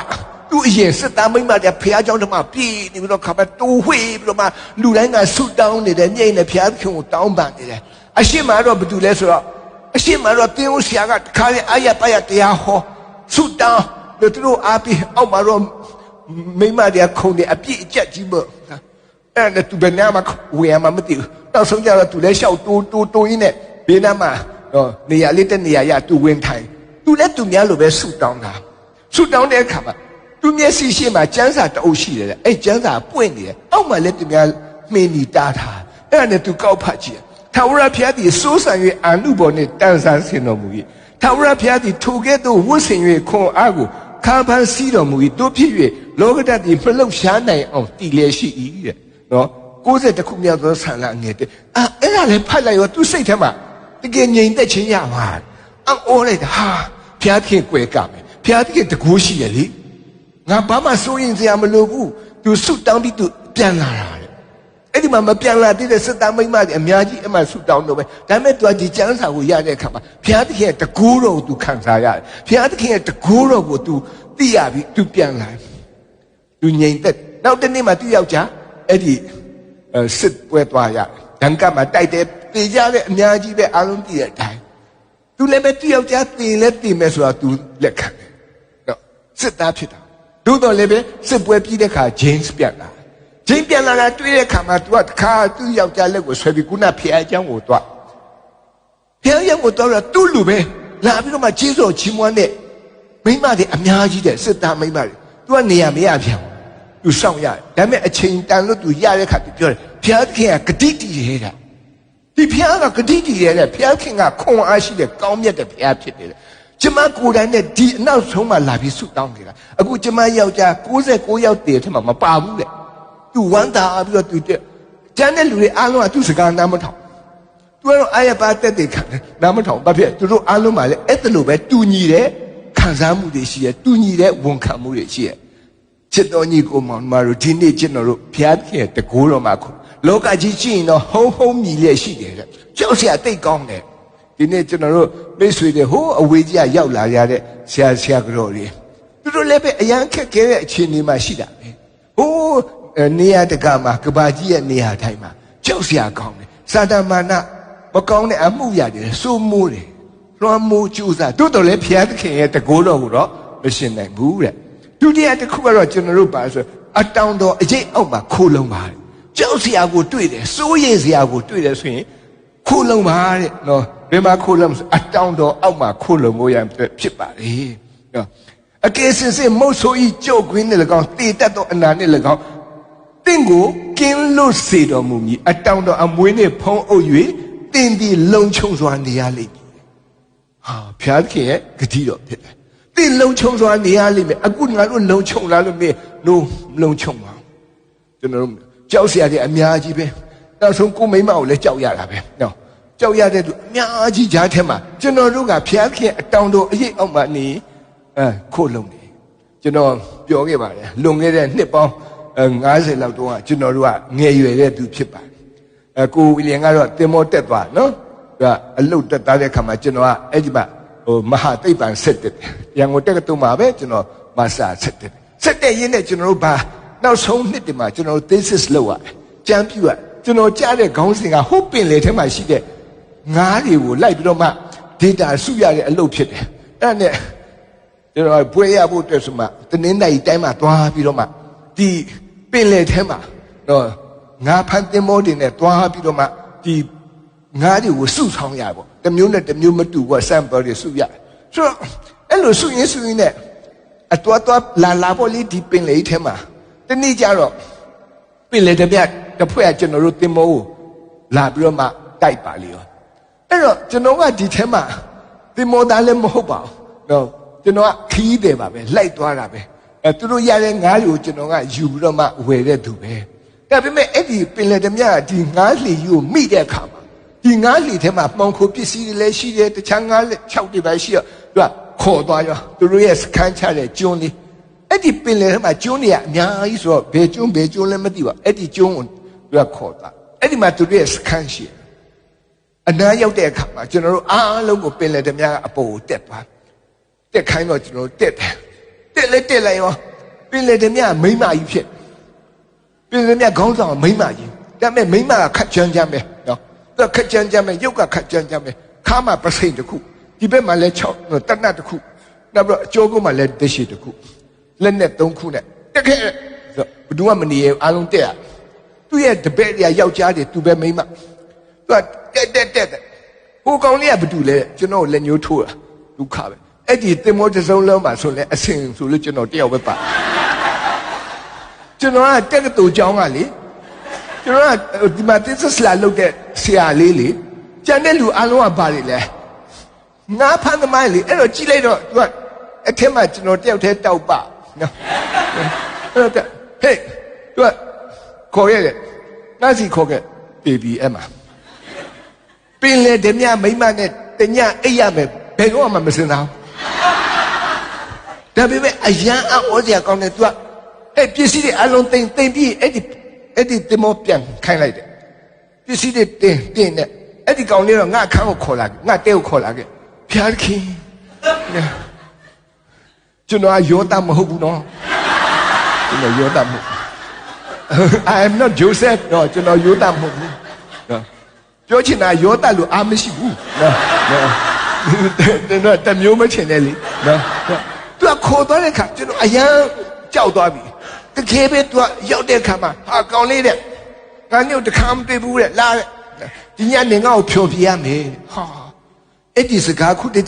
ကြာဒီညနေငါ့ကိုဖြောပြရမယ်တွားပြီးငါဘာလုပ်ရမလို့တော့မသိဘူးဒါပေမဲ့အဲ့အချိန်မှာကျွန်တော်ကနော်ဟိုဝီလျံသိပါတယ်အဲ့အချိန်မှာကျွန်တော်တို့ကလန်းဆန်းပေါ့နော်ပန်းလေးတစ်ပွင့်လို့ဖြစ်နေတဲ့အချိန်အခုဒီပန်းကနော်နုံးကြည့်တော့မဲ့ပုံဖြစ်သွားနော်ဒီညမှာဒီတဲထဲမှာဒီမြိတ်မြို့ကဒီကျွန်းထဲကလူမသိသူမသိတဲထဲမှာကျွန်တော်ရေတိတ်နေရတော့မယ်ကြည့်လိုက်တဲ့ခါမှာဒီအမျိုးသမီးကအသက်40လောက်ကြမ်းတန်နဲ့တနတ်တွေထုတ်တယ်ချတယ်ပစိန်ချတယ်အကုန်လုံးချပြီးတော့မှကပက်လက်လာထက်ဆန်းတဲ့အရက်ထည့်ရတယ်လောက်ထည့်တော့ကျွန်တော်ထည့်တော့နေတောက်တဲ့အမတောက်တော့ဘူးလို့မတောက်ရင်ကောင်းတယ်ငါတောက်မယ်ဆိုကွာဆိုတောက်ထည့်အောင်တဲ့ထည့်တော့ခွက်မခွက်ကြီးတဲ့တော်တောက်နိုင်တယ်မိမကြီးကွာအဲ့သူတောက်ရတဲ့ပြန်ဟုတ်ပြီတဲ့ဒီညတော့တဲ့ငင်ငါ့ကိုဖြောပြမယ်ညပဲမှတ်ထားဘဲမသွားနဲ့မသွားဘူးနော်သူကဘယ်လိုဖြောပြရမလဲဘာမှမပြောသေးဘူးပေါ့ဒါပေမဲ့သူအစီအစဉ်တော့ရှိပါသူကပလက်အိတ်နဲ့ကြည့်ရတာမကောင်းဘူးကွာနော်မကောင်းဘာပြောလဲဆိုဟိုမှာမယ်ဒလင်တွေ့လားအေးတွေ့သွားယူမယ်ဒလင်သွားယူတဲ့ငါ့ကိုတချင်းတပုတ်ဆိုပြစမ်းဖျားခင်နော်တချင်းမဆိုတတ်ဘူးဘာဖြစ်လဲဆိုဒီမယ်ဒလင်လည်းအခုမှတွေ့ဘူးလားငါတို့တစ်သက်လုံးမှမယ်ဒလင်မတွေ့ဘူးနော်ဒီမှာအဆိုတော့သူတို့နဲ့အတူတူကျွန်တော်တို့နေတာဒါပေမဲ့ကျွန်တော်တို့အတန်းဝဲမှာမယ်ဒလင်မရှိဘူးကွာမတိကြဘူးအဲ့တော့အဲ့ဒါမယ်ဒလင်ဆိုအဲ့ဒါကိုတီးပြီးတော့တချင်းဆိုရမယ်ကျွန်တော်ဆိုဖျားခင်အရာအရေးကြီးပြီနော်ကျွန်တော်ကရောတာမဟုတ်ဘူးနော်ကျွန်တော်ထွက်ပြေးလို့လည်းမရဘူးဒီနေရာမှာဖျားသခင်မကဲရင်ကျွန်တော်သိပြီနော်ကောက်ွယ်ပေးပါဒါပဲကျန်တာမဆုတောင်းတတ်တော့နော်ငကိုရကလည်းဖျားเจ้าမှမတက်ခဲ့ဘူးလေအခုကျမှအရေးเจ้าရှိလို့မှဆုတောင်းတာအဲ့တော့အဲ့လောက်ပဲဘုရားကကျွန်တော်တို့ကကိုးကွယ်တာတယောက်တစ်မျိုးသူကတော့ဂီတပေါ့ကျွန်တော်တို့စာပေပေါ့ဆိုတော့ဖျားเจ้าတွေပဲတိတ်မရောက်တော့ဆုတောင်းတာလည်းတိတ်အရှိအနောက်တဲ့တို့တော့လည်းကျွန်တော်တရားတစ်ခုကတော့ယောသားထွက်ပြေးတယ်လေဒါပေမဲ့သူဟာချောလှလေညာကြောက်စရာကြီးနော်ဒါပေမဲ့လည်းပဲဒီနေ့ကျွန်တော်ရောက်တဲ့အခါမှာသူကကျွန်တော်ခေါ်တဲ့နာမည်ရှိကောင်ချောလေးတဲ့ခေါ်တယ်ကောင်ချောလေးအဲ့ဒီအမျိုးသမီးကအခုတည်းကအသက်ရှင်သေးတယ်အရန်အံ့ဩစရာကောင်းတယ်နော်ဒီပင်လေတမရရက်တည်တာမဟုတ်မတည်ဘူးအခုတည်းရှိသေးတယ်ဒါပေမဲ့အခုတော့အသက်တာပြောင်းလဲအရန်အံ့ဩစရာကောင်းတဲ့အမျိုးသမီးပါအဲ့ဒီချိန်တော့တကယ်ကြောက်စရာသူကတောက်ပြီးတော့မှကျွန်တော်တချင်းဆိုတော့ကျွန်တော်ကဘာသွားဆိုလဲဆိုကျွန်တော်ရတဲ့တချင်းတပုတ်ပဲရှိတယ် What a friend we have in Jesus အင်္ဂလိပ်လိုပဲကျွန်တော်ကအဲ့ဒါကိုဆိုတော့မယ်ဒလင်နဲ့တခြားစီပဲအဲ့ဒါကြီးကိုဘယ်လိုလုပ်မယ်ဒလင်တီးမလဲအဲ့တော့တီးတတ်တဲ့ဟာတစ်လုံးပဲရှိတုံဒါပဲတီးတတ်ကြမတီးတတ်သူကတော့နားထောင်တာအဲ့ဒီတချင်းဆုံးတော့သူကဘာပြောလဲဆိုတော့ဟာမင်းဆိုတာသိကောင်းတယ်တဲ့အမှန်တော့ကျွန်တော်ဖမ်းမှာမဟုတ်ကိုဝီလျံကိုဖမ်းမှာအဲ့တော့သူကဘာပြောလဲဆိုမင်းဆိုတာသိကောင်းတယ်တဲ့အင်္ဂလိပ်လိုလားတဲ့ဟုတ်တယ်အင်္ဂလိပ်ငါနားတော့မလဲဘူးတဲ့ဒါပေမဲ့တော်တော်ကောင်းတယ်နောက်တစ်ခေါက်ပြန်ဆုံးတဲ့နောက်တစ်ခေါက်ထဆိုကျွန်တော်ဆိုတာတော်တော်ကောင်းမှုရတယ်အိပ်ပျော်အောင်သူအဲ့တဲ့ခါကျတော့ကျွန်တော်ထားမှထွက်လာပြီလေအဲ့ဒီခုနပြန်มาပြောတဲ့ကျွန်တော်တို့လျှာမပြန်ဘူးအရန်အံ့ဩစရာကောင်းတယ် तू ကကျွန်တော်ရောက်လာမှာပဲဟာတဲ့ရောက်လာပြီလားပြန်ရဆိုတဲ့ဟာခင်ဗျားတို့မပြန်ဘူးလားပြန်မလို့ပဲတဲ့ရေမကြသေးလို့တဲ့ရေတက်ရဆိုရေမတက်သေးလို့တဲ့ရေကြနေတော့ထွက်လို့မရောက်တဲ့ရေတက်လာမှာကြည်စမ်းဖျားသခင်ကကျွန်တော်ကိုစောင့်ပြေးတာမဟုတ်ရင်အဲ့ဒီကဒီနှင်းစီပန်းကကျွေသွားမှာဒါပေမဲ့အဲ့ဒီလောက်အံ့ဩစရာကောင်းတဲ့အဖြစ်အပျက်ကျွန်တော်ကြုံခဲ့တာဖြစ်တယ်ဒီနေ့နော်ဒီအမျိုးသမီးကြီးကနော်ဘလို့ပဲဖြစ်ဖြစ် ကျွန်တော်ကအဲ့ဒီအန်ဂျယ်ထဲမှာရောက်ပြီးကြောက်စရာအကောင်းဆုံးပဲကျွန်တော်ဘဝမှာအဲ့လောက်ကြောက်စရာကောင်းတာမရှိဘူးဒါကြောင့်တချို့ main ကလေးတွေပါလေသူများဖမ်းခေါ်သွားသူတို့ဘယ်လောက်ကြောက်လဲဆိုကျွန်တော်ကိုချင်းစားတယ်ကျွန်တော်ယောက်ျားတောင်တော်တော်ကြောက်တာနော်အဲ့တော့ကြောက်စရာကောင်းတဲ့အခါမှာဘုရားခင်ရဲ့အတောင်တော်အရေးအောက်မှာခိုလုံဖို့ဖြစ်တယ်တဲ့ကဲနောက်တစ်ခုကတော့ဂတိတော်မှာခိုလုံပါတယ်၃ခုပဲနော်နံပါတ်3တစ်ချက်ကကျွန်တော်တို့ကြောက်တဲ့အခါမှာဘုရားခင်ရဲ့ဂတိတော်မှာခိုလုံပါကျွန်တော်တို့စိုးရင်တဲ့အခါမှာဘုရားခင်ရဲ့ဂတိတော်မှာခိုလုံပါတဲ့ငါဤဘုရားသခင်ဒီဘုံအာနုဘော်၌စံပေတော်မူသောအစည်းအဝေးရှိသည့်အတိုင်းတင်တို့အလိုရှိသည်များတို့ကိုယေရှုခရစ်အားဖြင့်ပြည့်စုံတော်မူလိမ့်မည်ဆိုမှဖော်ပြတယ်အဲ့တော့ဖိလိပ္ပိဩဝါဒစာခန်းကြီး၄အငယ်16ဖြစ်ပါတယ်ကျွန်တော်မော်လင်းမှာကြောင်းတက်တော့ငယ်သေးတယ်ကျွန်တော်တငယ်ချင်းတယောက်ရှိတယ်ခင်ဝင်းနဲ့အင်မတန်တွက်လက်ပြီးတော့မှအင်မတန်ဆိုရတယ်အဲ့ဒီအမျိုးသမီးကနော်အကိုကမိန်းကလေးတရုတ်မှလေသူကမြန်လဲမြန်တယ်ကွာလှင်လဲလှင်တယ်ကွာနော်အဲ့တော့ဘတ်စကားစီးရင်သူကအရင်ဆုံးပြည့်တက်ပြီးနေရာဥထားတယ်လာတဲ့သူကအဲ့ဒီလိုမျိုးကျွန်တော်တို့ကမဥနိုင်ဘူးသူကဥနိုင်တယ်မြန်နော်ကြည့်ရတာဒီခါဟိုနှစ်တစ်ထောင်ကြာပန်းစားထားလားမသိဘူးအဲ့ဒါလောက်အားကောင်းတာဒီခါတဲ့တရုတ်လည်းတရုတ်ဟုတ်တယ်ဆိုကျွန်တော်တို့ကတဲ့အမြဲတမ်းနင်တို့ကတော်တော်အားရနော်ယောက်ျားလေးတွေဖြစ်ပြီးတော့နော်ဘာဖြစ်တယ်ညာဖြစ်ပြီးသူနေရာဥလားအဲ့ဒါလို့အားကိုးရတဲ့ main ကလေးပါဒါပေမဲ့အခုကျွန်တော်ပြန်တွေ့တဲ့အခါကျတော့ဘတ်စကားစီးဖို့နေတာသူတုံချိနဲ့လမ်းလျှောက်ကြာသွားပြီတော့ကြာသွားပြီဟဲနင်ဘလို့ဖြစ်တာလဲဘာမှမပြောနဲ့ဘုရားသခင်ငါ့ပေါ်မှာကောင်းမြတ်တယ်ဟာဘုရားသခင်ကနင့်ပေါ်မှာဘလို့ကောင်းမြတ်လဲငါလေးတဲ့ငယ်တော့ဆိုနင်ပြည့်တဲ့အယမ်းမြတ်တယ်နော်ဘတ်စကားလေးပိုင်းငါခုံတက်တာအသားလေးပဲတဲ့နင်တို့အတွက်တောင်နေရာဥထားပေးတယ်ဘုရားခင်ငါ့ကိုခွန်အားပေးတယ်ငါအသက်ကြီးလာတဲ့အသက်40ရောက်တဲ့အခါအဲ့လိုမလုပ်နိုင်တော့ဘတ်စကားလည်းမတက်စီးနိုင်တော့တဲ့အခါမှာဘုရားခင်ငါ့ကိုပတ်စံပေးတယ်တဲ့ငါတွားချင်တယ်ဆိုရင်တက္ကစီနဲ့တွားတာဟာအဲ့လိုကြီးလားဟုတ်တယ်အခုကျတော့ငါတက္ကစီသမားနဲ့အဆင်မပြေဘူးတက္ကစီကိုပြောရတာတမျိုးအဲ့ဒီတက္ကစီစီကိုတွားတာတမျိုးငါမလုပ်နိုင်တော့ဘူးတဲ့အဲ့ခါမှာဘုရားခင်ကငါ့ကိုပတ်စံမပေးတော့ဘူးတဲ့မော်တော်ကားပေးတယ်ဟောအဲ့ဒါနဲ့ငါအခုဆိုမော်တော်ကားနဲ့အေးဆေးတွားရတယ်ဘုရားကျောင်းတွားတယ်ကနေဘယ်လိုလုပ်ကားမောင်းလဲငါမောင်းဖို့မလုပ်တဲ့ငါယောက်ျားဒရိုင်ဘာပဲတဲ့အဲ့ဒါနဲ့သူ့ယောက်ျားကလည်းပတ်စံမရတဲ့ဒရိုင်ဘာဖြစ်သွားဘုရားသခင်အရန်ကောင်းမြတ်တဲ့ဘုရားသခင်ကငကိုတဲ့ငေါ့လေပတ်စံမပေးရတဲ့ဒရိုင်ဘာလေးပဲထားပေးတာတဲ့အိုးသူဘုရားသခင်ကတော်တော်ကောင်းနော်သူ့ပေါ်မှာဘလောက်ကောင်းလဲသူဒီနေ့ကျွန်တော်တို့ကြောက်စရာကောင်းတဲ့အရာအများကြီးရှိလို့လေဘုရားသခင်ဂတိတော်က I will provide for you တဲ့ဘုရားသခင်ကတော့တင့်အတွက်ပြင်ဆင်ပေးတယ်ဒါကြောင့်ကျွန်တော်တို့လောကမှာနေတဲ့အခါကြောက်စရာတော့အများကြီးရှိတယ်တိုးတော်လည်းပဲအဲ့ဒီကြောက်စရာအားလုံးကိုကျွန်တော်တို့ကခုနဆရာကြီးပြောတဲ့နှုတ်ကပတ်တော်နဲ့ကျွန်တော်တို့ခွန်အားယူနိုင်တယ်တော်လှန်နိုင်တယ်တင်တို့ကိုတတိနှင့်ကြည်ရှုတော်မူသောကြောင့်တင်တို့၌စိုးရင်ချင်းရှိသမျှတို့ကိုကိုယ်တော်၌အပ်လုံးတဲ့ကိုယ်တော်၌အပ်လုံးအဲ့တော့အဲ့ဒီဂတိတော်တွေကအင်မတန်မှအရေးကြီးတယ်ဂတိတော်တွေကတော့အများကြီးဖြစ်တယ်တိုးတော်လည်းပဲဒီနေ့ကျွန်တော်ဂတိတော်၄ခုနဲ့ပဲကျွန်တော်ဒီကုန်းချုပ်ဖို့ရန်ပြင်ဆင်ထားတာဖြစ်ပါလေနော်ကျွန်တော်တို့အသက်တာမှာစိုးရင်ချင်းဒီစိုးရင်ချင်းတွေကိုဂတိတော်နဲ့ပယ်တတ်ဖို့ဖြစ်ပါတယ်နံပါတ်1တစ်ချက်ကတော့ကျွန်တော်တို့စိတ်ပူတဲ့သူတွေအတွက်ဂတိတော်ရှိတယ်ဒီပညာရှင်တွေကတော့ကျွန်တော်တို့စိုးရင်တဲ့အကြောင်းသူတို့ကဘာနဲ့ပြောလဲဆိုကျွန်တော်တို့ရဲ့စိတ်နဲ့ပတ်သက်တဲ့အရာဖြစ်တယ်အဲ့တော့လောကမှာနေတဲ့အခါမှာစိုးရင်တဲ့လူတွေကိုမင်းစိတ်ပူတယ်စိတ်ပူတဲ့လူရှိလားဒီမှာလက်ညှိုးထောင်ကြည့်ပါအောင်စိတ်ပူတတ်တဲ့လူတော်သေးတဲ့အဖို့ရှိလို့တော့စိတ်ပူတယ်ဒုတိယတစ်မျိုးကတော့ဘာဆိုစိတ်နာတာနော်စိတ်နာတာဒီနေ့လည်းပဲကျွန်တော်တို့ချစ်ရတဲ့အဆူတော်ကြီးမလာဘူးလားဆူတော်လူပြိုကြီးမလာဘူးလားဟောတွားပြီစိတ်နာတဲ့အမှုလည်းပဲရှိတယ်နော်စိတ်နာတယ်သူမရှိလို့ပြောရတာနောက်တစ်ခုကတော့တချို့လူတွေကဘာဖြစ်လဲစိတ်ပြက်တယ်ဒီမှာရောက်နေဟုတ်တယ်စိတ်ပြက်နော်စိတ်ပြက်တဲ့လူလည်းပဲရှိတယ်ပြီလားစိတ်ပြက်တဲ့လူနောက်တစ်ခုကတော့စိတ်ပြက်တဲ့လူတွေလည်းပဲရှိတယ်အဲ့ဒီလူ၄မျိုးအတွက်ပဲကျွန်တော်နှုတ်ကပတ်တော်ပြောပြီးတော့မှဒီကုန်းချုပ်မှဖြစ်ပါလေနော်အဲ့တော့ပထမဆုံးတစ်ခုကတော့ကျွန်တော်တို့ဘာကိုဖော်ပြလဲဆိုလောကမှာနေတဲ့အခါစိတ်ပူတဲ့လူတွေခုနစိုးရင်ချင်းရှိသမျှလို့ပြောတဲ့အခါမှာတစ်ခုကစိတ်ပူတာအင်တာမှစိတ်ပူတတ်တဲ့သူတွေရှိတယ်ဒီနေ့ကကျွန်တော်တို့ဆီယမတ်နော်ဘဲလာစီကိုရောက်တယ် သူ့မွေးနေ့လုပ်တယ်ဆရာမနိုဘယ်လာက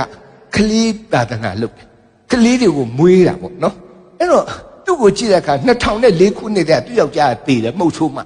နော်သူကလည်းပဲ cancer ယောဂဖြစ်တယ်ဒါပေမဲ့သူကလေး600လောက်သူမွေးထားအဲ့ဒါကြီးကိုသူဘလို့ကျွေးမွေးဘလို့ပညာတင်ပေးလို့မသိအုံနောက်6လိုက်ရမယ်အလုပ်ကလေး600နော်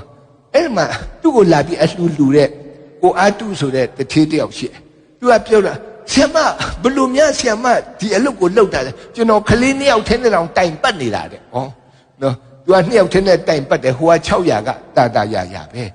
သူကဘာပြောလဲဆိုအိုးနော်ဖျားသခင်ရဲ့နှုတ်ကပတ်တော်ရှိတယ်လေနော်စိတ်ပူဖို့မလိုဘူးတဲ့သူစိတ်မပူဘူးတဲ့မနဲ့ဖန်တွေ့တယ်ဝန်လေး၍ပင်ပန်းသောသူအပေါင်းငါထန့်တို့လာပါငါချမ်းသာပေးမယ်လို့ပြောထားတယ်တဲ့အဲ့ဒါကြောင့်ဖျားသခင်စီပြီးတော့ကျွန်တော်တို့စကားပြောတော့မှကလေးတယောက်သူများလာပို့တေးတေးလေးရက်40ပဲရှိတယ်တဲ့ဘယ်ရလဲဆိုတော့လမ်းဘေးရတာလဲတေတော့မှာတဲ့ဒီကလေးကအဲ့ဒါကြောင့်မလို့ဆရာမကြီးလက်ခံပါဆိုဟဲအဲ့ဒီကလေးကိုတွေ့ရသူကဘာပြောဟဲအတော်ပဲတဲ့နင်တို့ကလေးဒီကလေးလေးရလာပြီဆိုဆရာဆုတောင်းလိုက်အလကားဆုတောင်းပြရနော်ဆုတောင်းပြဆုတောင်းနေတော့မှအဲ့ကလေးကလည်းအော်လိုက်တာမပြောနဲ့တော့နားတော်ကြီးရဲ့ဒုက္ခပဲနော်ဒီကလေးကလည်းကြည်လိုက်တော့လေဒီကလေးကလည်းမချိုးဘူးပါစက်လည်းအကျိန်ဘယ်ရလာမှလည်းမသိဘူးဒါပေမဲ့ तू ကတခါတည်းချက်ချင်းစရင်သွင်းတယ်အဖေနာမယ်သူ့ယောက်ျား2004ခုနှစ်ကပေးနေပြီအခုမှကလေးမွေးတယ်အမေနာမယ်သူ့နာမယ်65နှစ်အသက်ချဟဲ့နင်တို့ဟာဟုတ်တယ်တဲ့ကျမသားပဲတဲ့သူအဲ့လိုလုပ်တယ်ကျွန်တော်ဘေးကကြည့်ပြီးတော့အရန်အံ့ဩတယ်ဗမာပြည်မှာ2004ခုနှစ်ကတည်တဲ့လူလည်းပဲကလေးမွေးတယ်65နှစ်ရှိတဲ့မိန်းမကြီးနဲ့လည်းပဲကလေးမွေးတယ်တို့တော့လည်းပဲကလေး6သူမပူဘူးတဲ့ဘာဖြစ်လို့လဲသူစိုးရင်တဲ့အရာ worry အလုံးကိုဖျားခင်လက်ထက်မှာအပ်ထားတယ်ဒီနေ့ကျွန်တော်တို့အဲ့ဒီတင်ရန်စာတိုင်းပဲစိတ်ပူတဲ့သူတွေနော်ဖျားခင်ရဲ့ဂတိတော်ရှိတယ်နော်ဘယ်မှုကိုမြတ်စိုးရင်ချင်းမရှိပဲအရာ၌ကျေးဇူးတော်ကိုချီးမွမ်းဖို့ဖြစ်ပါလေနော်ကဲဒုတိယတစ်ခုကစိတ်နာတာစိတ်နာဘူးလားကျွန်တော်တို့လူပြိုကြီးစိတ်နာမယ်ထင်တယ်နော်တချင်းတော်ရှိရဲ့စိတ်နာလို့ကောင်းတုံးပဲလားကွယ်အဲ့လေဟုတ်တယ်နော်လားကျွန်တော်သူ့ကိုကြည့်ရတယ်လဲစိတ်နာတဲ့ပုံမှာပဲနော်အဲ့တော့ကျွန်တော်တို့စိတ်ဒဏ်ရာဆိုတာရှိတယ်စိတ်နာကျွန်တော်တို့ရဲ့ပစ္စည်းတွေသူများယူသွားစိတ်နာတာနော်တချို့အသင်းတော်မှာတော့စိတ်နာကြတယ်နော်အရန်အံ့ဩစရာကောင်းတယ်ငါတို့ယုံကြည်သူသားသမီးရှင်တယောက်စိတ်နာတာလည်းရှိတယ်တချို့ကတော့မဟုတ်ဘူးကျွန်တော်တို့ချစ်တဲ့လူကိုသူများစလိုက်ကြော်သွားလို့စိတ်နာတာကျွန်တော်ငယ်တော့ထားတဲ့ကြီးစားတယောက်သူများယူသွားအဲ့ဒီလူမတည်မချင်းကျွန်တော်စိတ်နာမပြောက်အဲ့ဒီလူကိုပဲကျွန်တော်တတိယတယ်သူကလည်းကျွန်တော်ဟိုပဲတတိယတယ်သူမိမကိုတတိမြောက်ကျွန်တော်တတိယနေတာတကယ်တော့ကျွန်တော်သူ့ကိုစိတ်နာအောင်လည်းမလုပ်ပါဘူးဒါပေမဲ့အရန်ထူးဆန်းတယ်အဲ့ဒီစိတ်နာတာနောက်ဆုံးဘာဖြစ်လဲစိတ်ဒဏ်ရာဖြစ်တာစိတ်ဒဏ်ရာဖြစ်လိုက်မိပြောက်ဖို့ခက်တယ်တို့တော်လည်းပဲဖျားသခင်ကတော့အရန်အံ့ဩစရာကောင်းဒီနေ့ကျွန်တော်တို့ဆရာကြီးရွေးပေးတဲ့ကျမ်းစာကျွန်တော်တို့ကိုကြည့်ရှုတဲ့ဘုရားသခင်ကျွန်တော်တို့စိုးရင်တဲ့အရာကျွန်တော်တို့ရဲ့စိတ်တန်ရာအားလုံးကိုနော်ဒါကိုယ်တော်မှာအနှံလို့ရတယ်တွေ့လာဆိုတဲ့ main ကလေးတယောက်နာမည်ဗမာလူနားထောင်တော့အရန်ကောင်းတယ်တွေ့လှဆိုတော့ဒါပေမဲ့ကရင်လူအတိတ်ပဲကတော့မီးသွေးတဲ့မီးသွေးတကယ်ပဲသူ့အသားကြီးလည်းမီးသွေးပဲဘူကလေးမှနေတယ်နော်နာဂစ်မုန်တိုင်းတိုက်တဲ့အခါသူကပင်လေငါဖမ်းရင်းနဲ့ခါတယ်လိုင်းတဘူကြတဲ့မှာသူ့လှေကိုကိုင်းပြီးတော့မှမတိပဲနေအောင်သူရုန်းကန်ပြီးနေရတာ8 နာရီကြာတယ်ပင်လေထဲမှာဒီလှေကိုကိုင်းပြီးတော့နောက်ဆုံးကြတော့မုန်တိုင်းဆဲတဲ့အခါသူ့ရွာကိုပြန်လာသူပဲအသက်ရှင်တရွာလုံးလူတွေတည်သူ့အမေလည်းတည်သူအရန်ကြောက်သွားတွေ့တဲ့နေရာမှာအလောင်းကြီးပဲတွေ့တော့သူအရန်ကြောက်ပြီးနောက်တနေ့တော့အဲ့ဒီအေယာဝတီတိုင်းကိုခြံတာပြီးတော့ဟိုးမြစ်ကြီးနားတက်ပါကျွန်တော်နဲ့တွေ့တော့ဟဲ့နေအေယာဝတီတတိမြတော်ပြီးတတိမြဘာဖြစ်လဲဟာအရန်ကြောက်စရာကောင်းနေအေယာဝတီနှစ်ပေါင်းကြာပြီဒါပေမဲ့ဒီနေ့ဒီစိတ်တန်ရာဖြစ်နေတာအေယာဝတီမနားထောင်နေဘူးနဲ့ဘာလို့နေလို့ဒီမှာလာနေလဲအမလီပင်လယ်နဲ့ဝေးရင်ပြီးရောဆိုမှလာနေတာသူစိတ်ထဲမှာတော်တော်ဝေးနေပြီပေါ့လေအဲ့တော့ तू ကမြစ်ကြီးနားမှာဒီနေ့ထိတိုင်အောင်တော့တွေ့လာရှိတယ်စိတ်တန်ရာအကြီးကြီးခံစားတို့တော့လေအဲ့ဒီစိတ်တန်ရာရှိတဲ့သူတွေကိုလည်းဒီနေ့တင်တို့ကိုတတိနဲ့ကြည့်ရှုတော်မူသောကြောင့်တင်တို့၌စိုးရင်ချင်းရှိသည်မြတ်ကိုတော်၌အနှံဖို့ဖြစ်ပါလေနံပါတ်3ကတော့စိတ်ပြက်တယ်စိတ်ပြက်ဘူးလားဒီခါလေးကျွန်တော်တို့ကစိတ်ပြက်တယ်ဘာဖြစ်လဲကိုအောင်မြင်ကိုရဲ့အကြံစီတွေမအောင်မြင်ဘူးအကောင့်ထဲဖော်ရင်းဖော်နေစိတ်ပြက်တာဟာစိတ်ပြက်တဲ့အလုပ်ကလည်းတော်တော်ခက်အဲ့တော့ ယောရှုဆိုတဲ့ပုဂ္ဂိုလ်တယောက်ဒီပုဂ္ဂိုလ်တယောက်ကဒီခန္ဓာပြည်ကိုဝင်ပြီးတိုက်ဖို့ဝင်ပြီးတော့မှသိမ့်ပိုက်ဖို့သူကဗျာဒိတ်ခံရတာသူဖြစ်တယ်ဒါပေမဲ့သူတိုက်ပွဲကတနေ့ထဲလည်းမပြီးဘူးတရက်လည်းမပြီးဘူးတဲ့အင်မတန်ရှည်လျားတဲ့တိုက်ပွဲတွေတိုက်ရတယ်နောက်ဆုံးကျွန်တော်တို့ပြောမယ်ဆိုဒီယော်ဒန်မြစ်ကလေးကိုပဲပေ20 30လောက်ကျတဲ့မြစ်ကလေးကိုကူးတာတော့မှအဲ့ဒီအဖွဲကဘယ်လောက်ကြာတစ်လကြာဘယ်လောက်ကြာပေါ့နော်ကဲနောက်တစ်ခါအဲ့ဒီမှာတဲ့ခန္ဓာတစ်ပြည်လုံးကိုတိုက်တာလဲ9နှစ်ကြာတယ်တဲ့ကဲနောက်ပြီးတော့အဲ့ဒီလူတွေကိုဣသရေလ12မျိုးကိုနော်နေရာချလာအဲ့ဒါလဲ10နှစ်ကြာတယ်အဲ့တော့ဒီအလုတ်ကြီးကခန္ဓာပြည်ကိုဝင်တိုက်ဖို့လက်တကမ်းမဲ့လူတဲ့ဥစ္စာတော်ဘယ်လောက်ကြာလဲနှစ်ပေါင်း16နှစ်နီးပါးကြာတယ်အဲ့တော့ငကောကတည်ကြည့်လောက်ပင်ပန်းတဲ့အလုတ်နော်ဒီလောက်ခက်ခဲတဲ့အလုတ်စိတ်ပြည့်စရာမကောင်းဘူးလားလူပဲဒါလေးပဲလုပ်ရတာကိုမပြီးနိုင်ဘူးကွာကြာတော့စိတ်ပြည့်စရာဘယ်လောက်ကောင်းလဲနော်စိတ်မောလူမောဖြစ်တယ်တို့တော့လေဒီနေ့ကျွန်တော်တို့လည်းအဲ့လိုမျိုးကိုလုပ်ရတဲ့အလုပ်လေးမအောင်မြင်နိုင်ဘူးမပြီးနိုင်ဘူးဆိုတဲ့ကိစ္စမရှိဘူးစိတ်မပြတ်နဲ့ဘာဖြစ်လဲတင်တို့မှာရှိတဲ့စိုးရင်ချင်းရှိတဲ့စိတ်ပြည့်ချင်းမှန်တဲ့ကိုတော်၌အနှံဖို့ရန်ဖြစ်တယ်စင်ပေါ်မှာမိန်းကလေးတယောက်အလုပ်လုပ်ကျွန်တော်သူ့စီသွားလို့ဟာတိတ်ကောင်းတယ်နော်နင်တို့အလုပ်ကောင်းနေတဲ့နေလို့လည်းကောင်းတယ်စားလို့လည်းကောင်းတယ်အလုပ်လုပ်ရတာတော့အဆင်သိမ့်မပြေဘူးဘာဖြစ်လဲဖိအားများတယ်ဆွက်များတယ်ဟာပစ္စံလေးရတယ်လေဆွက်များတယ်မပြောဘူးလားဆွက်များတယ်ဘာဖြစ်လဲကြာတဲ့ခါကျတော့စိတ်ပြက်တယ်တဲ့ကိုကိုတော့နေ့တိုင်းပဲကြိုးစားပြီးရုန်းကန်နေရတယ်အဲ့တော့စိတ်ပြက်စရာတိတ်ကောင်းနေအဲ့တော့ဒီနေ့ကျွန်တော်တို့ဒီစိတ်ပြက်ခြင်းကလည်းစိုးရိမ်ခြင်းကိုဖြစ်စေတဲ့အရာ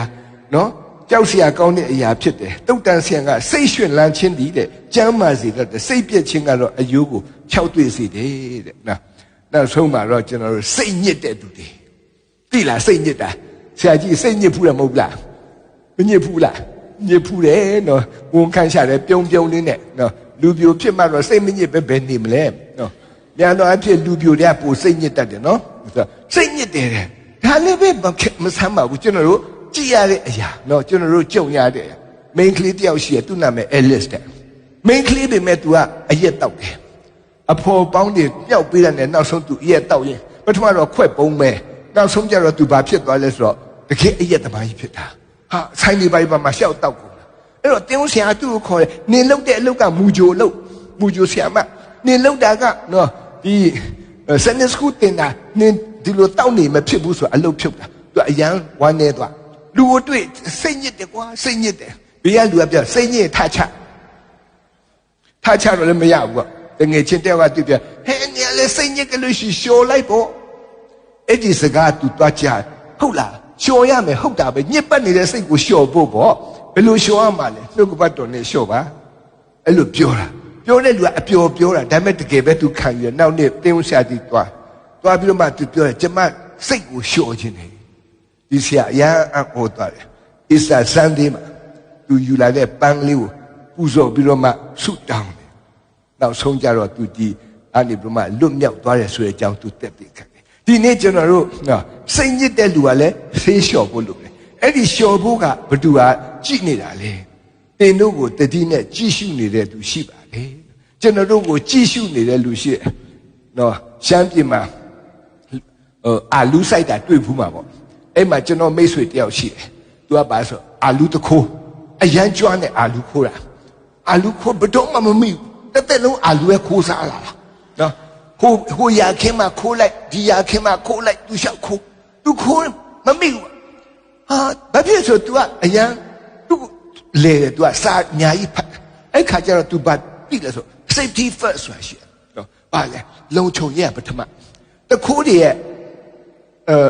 ဒီအကြီးချင်းထဲမှာလုံခြုံရေးအဲ့တော့ तू တွားလိုက်သူကတိတ်ချာချာလေ့လာမှခိုး तू တားကြီးလာတော့ तू ကဒီအမွေကိုတားဖို့ပေးချင်တယ်တားရဲတဲ့လောကကြီးမှာဒီခိုးတဲ့အလုပ်ထက်တက်တာတဲ့အလုပ်ဘာမှမရှိဘူးခိုးတာများလေးရနိုင်တယ်တဲ့တတိလေးဖြစ်သွားနိုင်တယ်ဒါပေမဲ့ခိုးတဲ့အခါမှာတဲ့အင်တမ်ပညာပါဖို့လိုတယ်မင်းကငါတင်ပေးမှစခေါ်သွားတကယ်ပဲအလူခင်းနဲ့ရောက်ညလည်းလာတာဒါခိုးတယ်ဆိုနံပါတ်1ရှေ့ကိုကြည့်ဘယ်သူမှမရှိဘူးနောက်ကိုပြန်ကြည့်ဘယ်သူမှမရှိဘူးဘယ်ကိုကြည့်မရှိဘူးညာကိုကြည့်မရှိဘူးသေချာအောင်ပြန်ကြည့်နော်အရက်ရှင်းမျက်နှာကြည့်ပြီးတော့မှ လုံးဝနော်စိတ်ဖြစ်တယ်ဘယ်သူမှမရှိဘူးဆိုကအဲ့ကြမှာမင်းတရွင်းကိုထုတ်ပြီးတူးပြီးတော့အဲ့ဒါသိချအဆုံးပဲတင်နံပို့ချတာတောင်းညလာတာသူ့သားပြောတယ်အဖေအဲ့တလောက်နဲ့မရဘူးထင်တယ်ဘာဖြစ်လို့လဲအပေါ်လေးကြည့်ရမှထင်တယ်ဘာလို့အပေါ်ကြည့်ရမလဲကျွန်တော်တို့စနေစုဆရာမပြောတယ်ဘုရားသခင်အပေါ်ကနေအမြဲတမ်းကြည့်နေတာအမြဲတမ်းကြည့်ရှုနေတာတဲ့အဲ့တော့အပေါ်လေးကြည့်ရမယ်ထင်တယ်ဘုရားသခင်မရှိမှတူးလို့ဖြစ်မယ်ဆိုသူအရင်ဆက်တော့မင်းအဲ့ဒါဘာလို့ပြောတာလဲကျွန်တော်တို့တင်းဦးဆရာပြောတာကျွန်တော်တို့မှုဟိုစားဆရာပြောတာသူအရင်စိတ်ဆိုးတယ်အဲ့ဆရာနဲ့ငါတို့မဖြစ်ပါဘူးကွာနောက်နေ့လက်တင်မရတင်တိုင်းအဲ့ကောင်ကမိုးပေါ်ပဲမမော့ကြည့်နော်မဖြစ်တော့ဘူးဒီကောင်တခိုးတော့မဖြစ်ဆိုဆရာလက်ထက်အပ်ထားအဲ့မှာဆရာကဒီမှာပဲသူတော့အပ်ထားတဲ့ကဒီဆရာတွန်းတင်တာနောက်ဆုံးဒီလိုတောင်ကြီးပန်တခွာဘက်မှာရှိတဲ့နော်ဓမ္မအမှုတော်ဆောင်ဖြစ်လာတယ်နော်ကျွန်တော်တင်တဲ့ဆရာမရဲ့အမျိုးပဲဖြစ်မှာရောက်ရင်လည်းမေးကြည့်ဟာကျွန်တော်နာမည်ပြောရင်လည်းမကောင်းဘူးနော်တို့တော့လည်းပဲတကယ်သူတက်တဲ့ခံတဲ့အခါမှာကျွန်တော်သူပြောတယ်ဟာတဲ့ငါသားကိုငါဒီလိုတင်တာမြအခုသူအမှုတော်ဆောင်ဖြစ်သွားကြည်စမ်းတဲ့ဒါပေမဲ့မင်းဒါကိုတော့မပြောနဲ့တဲ့ကျွန်တော်လည်းမပြောချင်ပါဘူးဒါပေမဲ့အခုအဲ့လိုမျိုး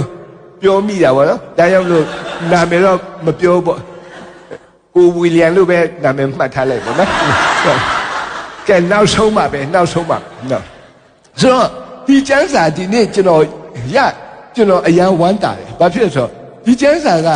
ဒီနေ့လိုအချိန်မျိုးမှအရန်လိုအပ်တယ်ကျွန်တော်တို့ကိုကြည်နေတဲ့သူရှိတယ်တတိနဲ့ကြည်ရှုတဲ့သူရှိတယ်ကျွန်တော်တို့စိုးရင်ချင်းကိုလည်းကျွန်တော်တို့ကြားပြီးပြီကျွန်တော်တို့ကြည့်စီနောက်ဆုံးကျွန်တော်တို့ဘာပဲလုပ်မလဲကိုတော်၌အနှံကြလို့တဲ့ကိုတော်၌အနှံကြလို့အဲ့တော့ဘလို့အနှံလဲတကယ်ပဲအနှံရမှာနော်ကျွန်တော်တို့ကမအနှံနိုင်ဘူးအောင်မလေကိုယ့်ဟာကိုယ်ပဲနော်မာနကြီးကြီးနဲ့တင်းခံနောက်ဆုံးအဆင်မပြေဘူးတို့တော့လေအနှံလိုက်ရင်အရာအလုံးကပြီးသွားကျမ်းစာပြောတဲ့အနှံကြပါကျွန်တော်တို့ယူရမှာဟိုတုန်းကစစ်ဖြစ်တယ်စစ်ဖြစ်တဲ့အခါကျွန်တော်တို့ပဲခူးရိုးမှာဆိုရင် community တွေရှိရကွာကျွန်တော်တို့ရွာထဲမှာစစ်သားရှိ community နဲ့စစ်သားစစ်ဆိုင်တဲ့ဒါပေမဲ့ဒီခါမှမပြည့်ကြနော်ပြည့်လို့ပါနော်ခလုတ်တိုက်နေဦးမယ်ဒါရကနီးမှအဲ့ဒီလိုမျိုးစစ်ဆိုင်တဲ့အခါမှာကျွန်တော်တို့ရွာသူရွာသားတွေကဟိုပဲခူးရိုးမကိုသွားပြီးတော့မှထင်းခုတ်ပြီးပြန်လာတဲ့လူငယ်တွေအားလုံးကိုစစ်သားပြောတယ်ဟေးမင်းတို့ရန်သူတွေ့လားကျွန်တော်တို့ကပြန်ပြောပြတနေ့ရတော့အတင်းတော်ကလူငယ်3ယောက်အဲ့ဒီတော့တောထဲမှာသွားပြီးထင်းခုတ်ပြန်လဲလာရောစစ်သားတွေ့တယ်ဟေးမင်းတို့3ယောက်ရက်စမ်းဟုတ်ကဲ့ရက်ပါတယ်မင်းတို့အခုစစ်တောထဲမှာထင်းသားခုတ်တာမင်းတို့ရန်သူတွေ့လားကိုမြင်နေတွေ့လားရှေ့တယောက်ဟုတ်ကဲ့တွေ့ပါတယ်ဟဲ့မင်းလူလိမ့်မယ်ငါမနေ့တည်းငါသွားဘာမှတွေ့မင်းကတွေ့တယ်ဆိုလာခဲ့စမ်းဆိုကြောခင်းဆိုမှရိုက်တာစစ်သားရိုက်တာနားလိုက်တာအိုးအာရပါရိုက်ပြီးတော့ထွက်သွားဟဲ့ကောင်လာခဲ့စမ်းနောက်တယောက်မင်းအခုမင်းတို့သွားကြရန်သူတွေ့လားကိုမြင်နေတွေ့လားသူစဉ်းစားတယ်ခုနကောင်တွေ့တယ်ပြောရိုက်ခံမတွေ့ဘူးဘိုလ်ကြီးတဲ့ဟဲ့ကြောခင်းဘာဖြစ်လဲငါမနေ့ကပဲသွားတယ်တွေ့တယ်လေမင်းလူလိမ့်မယ်ရိုက်ပြန်ရောဟာသူကခံရပြန်ရောပြန်တော့အော်ဟေးပြီးတော့ပြန်သွားရောနောက်ဆုံးကြောက်ဟဲ့ကောင်လာစမ်းသူကြည့်ရမင်းကွန်မြူနတီတွေ့လားသူစဉ်းစားမတွေ့ဘူးပြောတာရိုက်ခံတွေ့တယ်ပြောလဲရိုက်ခံရသူဘာပြောတော့အရင်သူလဲလိုက်တော့ဘိုးကြီးရိုက်လိုက်တော့